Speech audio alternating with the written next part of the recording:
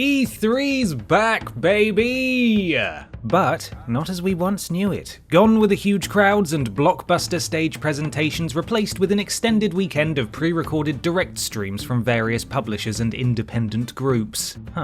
It's almost like we predicted this 2 years ago.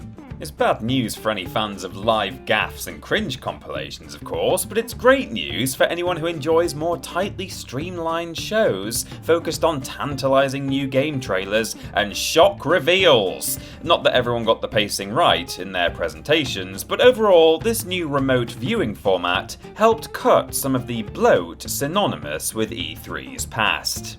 Mostly.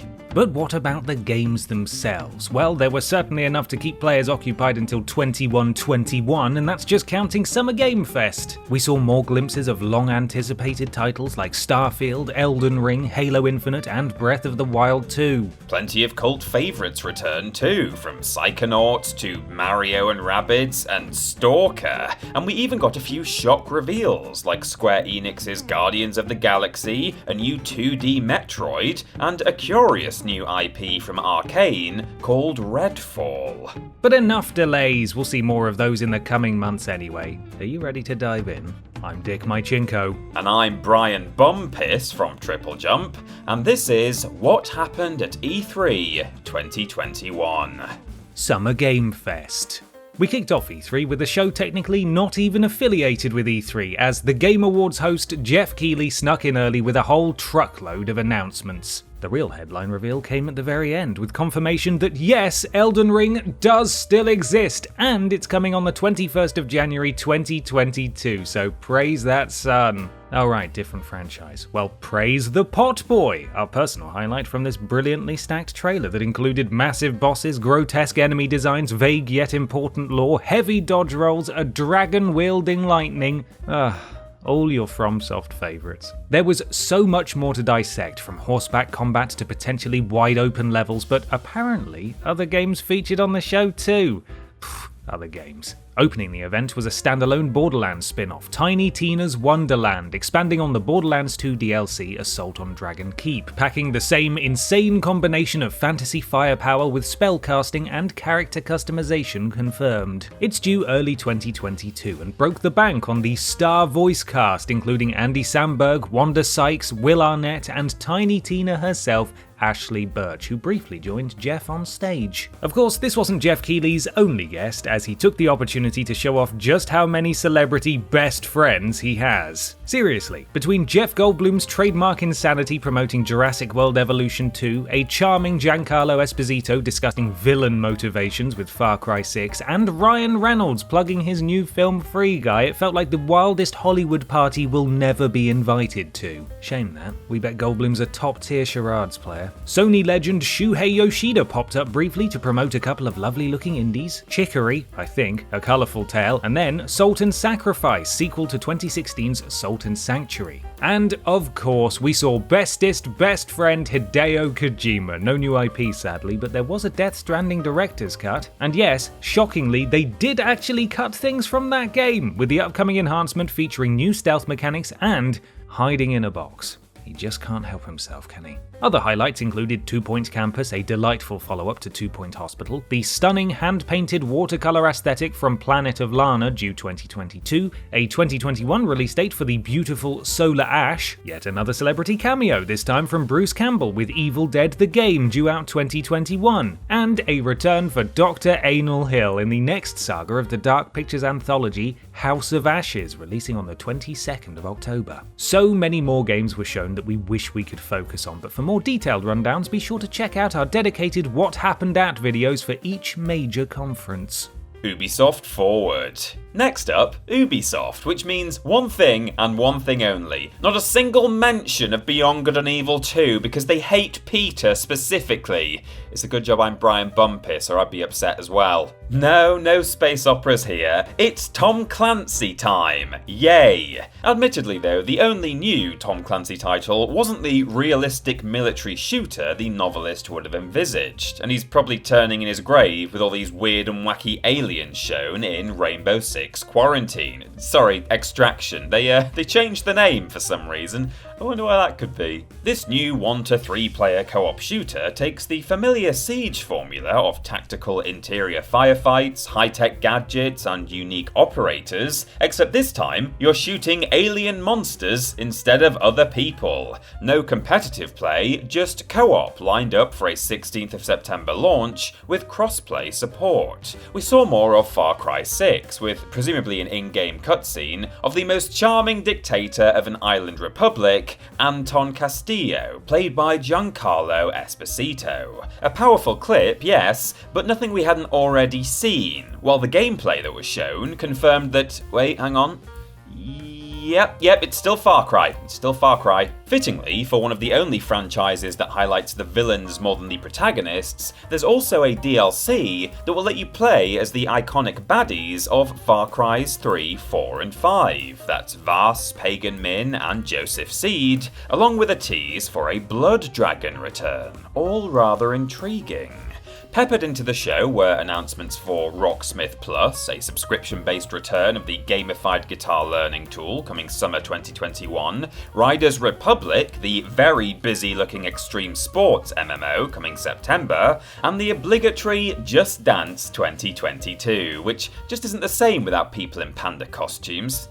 We also got a shock sequel to the most ambitious crossover since Nier and Fall Guys, Mario and Rabbids Sparks of Hope. The cult favourite returns, ditching the grid system for more dynamic, free movement with strong Mario Galaxy themes. And once again, Mario's got a shooter! I just think it's a shame they still haven't adopted the XCOM style permadeath, because somebody needs to deal with this rabid infestation. But perhaps the biggest surprise of E3 was Ubisoft's final reveal, a brand new Avatar game, Frontiers of Pandora, capitalising on that hot new cinematic property from 2009. Say what you like though, the trailer did showcase some beautiful locations and weird wildlife on the blue Pocahontas' home planet, also teasing some intense aerial combat between alien pterodactyl and attack helicopter. A clash as old as time. Xbox and Bethesda Games Showcase. How the bloody hell are they going to fit 2 conferences into one? Everyone thought ahead of Microsoft and Bethesda's first joint showcase. The answer was not letting Todd Howard run wild, although Xbox did let their new guests go first as Todd opened up proceedings with Starfield. Yes, the actual game, not just a logo. Although the teaser wasn't much, it did give us a few more clues that will be analysed almost as exhaustively as Elden Ring's first trailer. We'd love to know more, but probably best Todd was reined in before he made any outlandish claims like, I don't know, a new game engine. Oh, Creation Engine 2? Nice try, Bethesda, we see you. At least we got a launch date of 11/11/22. Sounds familiar. Oh, and it's exclusive to Xbox and PC too, a firm statement by Microsoft that would continue with many other titles throughout the show, along with a strong focus on Game Pass. The mean green space marine is back, ditching our beloved Craig the Brute and looking more suitably next-gen. A story trailer for Halo Infinite showed the Chief flying through a zero-gravity debris field and chatting to an AI friend legally distinct from Cortana.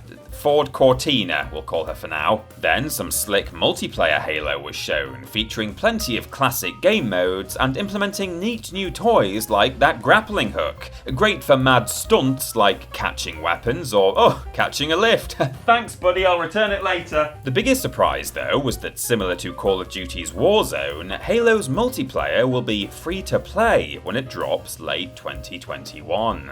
Onto another gun-fueled orgy, Battlefield 2042 jumped their gun with a flashy reveal before E3. Typical EA, but they saved the gameplay footage for Xbox with some neatly choreographed multiplayer chaos featuring high-tech vehicles, tornadoes, wingsuits, and more grappling hooks, very in vogue this season. Most noteworthy was but a simple tweak, letting you change your weapons attachments on the fly, suggesting some interesting gameplay possibilities when it launches on the 22nd of October. The highly anticipated Psychonauts Psychonauts 2 then got a psychedelic new gameplay trailer ahead of its August release. In fact, sequels to cult favourites were a running theme. The cutesy Slime Rancher 2 and the not-so-cutesy A Plague Tale Requiem are both set for a 2022 release, and Age of Empires 4, the legendary RTS, will land this October, a full 16 years since it last uttered Fans of S.T.A.L.K.E.R have waited almost as long, having to get their Eastern European nuclear spooks fix from the more recent Metro titles. But that trademark atmospheric gameplay is now back in S.T.A.L.K.E.R 2, Heart of Chernobyl, set for 2022. Also revealed was Forza Horizon 5, coming in November, and, in a shock twist, it will feature lots of cool cars driving around a gorgeous landscape. This time, it's set in Mexico. The Outer Worlds 2 reveal may have been the best trailer at E3, if not of all time, brilliantly mocking every other game trailer in existence. So many other enticing new IPs deserve a closer look in this varied lineup. Again, check our dedicated What Happened At for a complete play-by-play, but the big finale was, surprisingly, saved for another newcomer, Arkane's co-op shooter, Redfall. An extended cinematic of stylish characters quipping at each other while blasting vampiric beasties looked fine, and never underestimate Arkane's pedigree, but it wasn't quite the knockout ending fans expected. Oh, and actual biggest reveal, the Xbox mini fridge. Finally, the next-gen hardware we deserve. Square Enix presents Guardians of the Galaxy. That's it. That's the whole show. Right, moving on. Okay, fine, we can't leave without delving into the near 20 minutes of this impressive reveal from Eidos Montreal. Despite the odd rumour just before E3, this still was a genuine shock, and exactly the right way to announce a new title. An action-packed trailer hitting all the right beats of the popular source material, from the Guardians' trademark humour and wacky character dynamics to the vibrant visual style, all to the tune of Bonnie Tyler's I Need a Hero. This looked like a faithful homage to a Marvel classic. They clarified almost immediately that this was not a live service title, but a single-player narrative-driven adventure, and most excitingly, it releases later this year on the 26th of October. And then, we got a whole extra 10 minutes of gameplay. Oh, we're being spoiled rotten here. The moments of free movement merged smoothly into set pieces, shades of Uncharted, with a sprinkle of Devil May Cry in the slick, fast-paced combat, complete with flashy powers, squad commands, and style-based scoring. Let's not forget the dialogue options either, suggesting branching decisions, and hilariously, a Telltale-esque Rocket will remember this system of squad loyalty. The difference between this and Marvel's Avengers is night and day, and while Guardians also features different voice actors and likenesses pulling inspiration from the comics along with the MCU, this game somehow avoids that awkward stunt double vibe, hitting all the right notes. Sadly, the rest of the show suffered for pacing. This being Square Enix, how many Final Fantasies were you expecting? If you said 9, that's utterly ridiculous. And also correct. No mention of 16 or 7 Remake Part 2 though. We got a pixel remaster of the first 6 titles coming soon for Steam and mobile. Final Fantasy Brave Exvius, if I'm saying that right, celebrates a 5-year anniversary, which... congrats, I guess. The heavily rumoured Stranger of Paradise Final Fantasy Origin could have been exciting, being a more action-heavy spin-off developed by Team Ninja, but we couldn't hear the cookie-cutter characters over all the chaos, chaos, chaos. And then we got Final Fantasy VII, The First Soldier, a battle royale game for mobile. We're not joking. More news on the Legend of Mana remake, out real soon on the 24th of June, along with a Life is Strange remastered collection, plus a new trailer for Life is Strange True Colours releasing the 10th of September, were the only saving graces for a remarkably disjointed conference. Thank the Lord, the Star-Lord that is, for carrying it with Gardeners of the Galaxy, eh? The best of the rest. Yes, we know you want Nintendo, but first, how about thousands of other filler shows? Don't worry, it won't take long. Conveniently, the length of a single video segment, which speaks volumes to the quality on display. At least a couple of publishers needn't have bothered showing up. Capcom.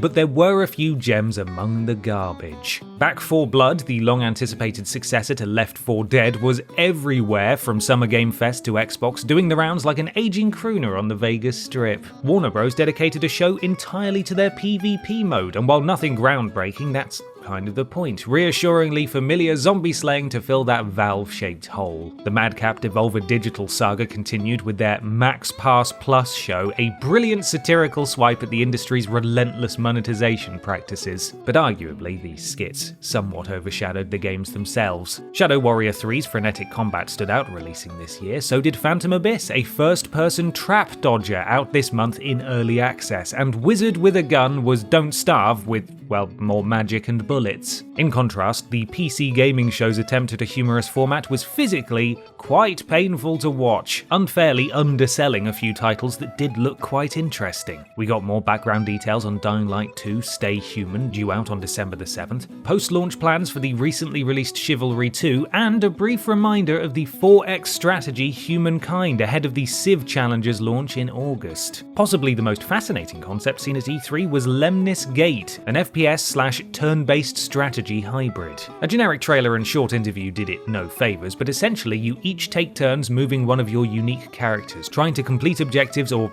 kill the enemy, but each turn is layered into the same 25-second loop. You might capture a point on turn 1, only for your opponent to kill your first character before they even get the point, until your next turn, where you snipe that opponent before he kills your first character. Look, it's hard to explain, but it's literally first-person 4D chess. It's mind-blowing, and it's out the 3rd of August. Then we had Gearbox, where Randy Pitchford talked over literally everyone on the set of their new Borderlands movie. Capcom was also there, thinking about Resident Evil Village DLC and creating the abomination that was Ace Attorney's Herlock Sholmes. God damn it, Capcom. And finally, Bandai Namco. They made us wait days after showing Elden Ring at the very start of E3, only for a 10-minute interview on House of Ashes. Damn it, all we want is more Pop Boy! Give us more Pop Boy! Nintendo Direct. Finally, in swoops Nintendo to save a fairly mediocre E3 with the Zelda news we've all been waiting for. The long-awaited, much-anticipated return of Hyrule Warriors Age of Calamity DLC, where you can play as a Guardian. Oh, Nintendo, you've done it again. You've done it again. Okay, they also showcased more Breath of the Wild 2, you might have heard of it, and the internet went wild. After toying with our emotions, at last Nintendo showed gameplay of our favourite tunic-wearing weapon smasher, and there's plenty to get excited about, even in that short trailer. Link soaring majestically through a sky filled with floating islands, new tricks including rewinding time on objects, phasing through solid ground, and a curious mechanical arm he likely borrowed from Mr. Sekiro. There's already speculation that this ties into previous games like Twilight Princess and Skyward Sword. That remaster's coming soon, by the way, but we'll have to wait until 2022 to find out. For more nostalgic fans, a special 35th anniversary Zelda Game & Watch was announced, featuring the first 2 games, Link's Awakening and the original Game & Watch Vermin minigame. Can't wait for that to sell out in 2 minutes flat and then be relisted by scalpers a further 1 minute later. The 40-minute presentation had more surprises, of course, not least a new Metroid. Not Prime 4, sadly, but the first new entry in the Core 2D series for almost 20 years is a pretty great substitute. Metroid Dread follows on from Metroid Fusion, taking lessons from the interim 2D spin-offs with features like free aiming and melee counters. This time, Samus is hunted by the relentless Emmy robots, formidable foes that you'll have to sneak past until you can destroy them, which adds a slight horror element to spice up the patented exploration. Roll on the 8th of October. This wouldn't be Nintendo without the Plumber and pals. The new Mario Party Superstars, also due this October, features a collection of classic boards and minigames from past titles, and thankfully has that revolutionary new concept called online multiplayer from launch this time. This year's sports time of choice is golf, with the imminent Mario Golf Super Rush showing off speed golf, battle golf, and an adventure mode too. But enough about stupid Red Hat Virgin. Alpha Chad Wario is back with WarioWare Get It Together! The master of manic minigames now supports multiplayer and is still delightfully bonkers, releasing the 10th of September. Another shock to fire off those nostalgia neurons was Advance Wars 1 and 2 Reboot Camp, a remake of the classic Game Boy Advance strategy titles with a gorgeous new art style. Due this December, now you can send hundreds of soldiers to their death with even more whimsical nonchalance. Naturally, another Smash character was announced, and it wasn't a Fire Emblem character this time. Tekken's Kazuya Mishima joins the fight, ready to chuck all your Nintendo favourites off a cliff. Apart from Kirby, Kirby is untouchable. This year's display of games you never knew could run on a Switch featured notable titles, new and old, including Doom Eternal's DLC, 2 Point Campus, the Tony Hawk remake, and Guardians of the Galaxy. A re-release of the Wii U's Fatal Frame Maiden of Black Water is due this year, as is Danganronpa Decadence, a collection of 4 older titles, and we also saw Shin Megami Tensei 5, with its wonderful monster splicing mechanic, almost like some kind of sick Pokemon laboratory. Overall, it was a strong showing from Nintendo, but like Microsoft's presentation, it maybe lacked 1 or 2 more knockout blows. Perhaps we're wrong though. Let us know your thoughts on this year's E3 in the comments below. And remember, all hail Pot Boy.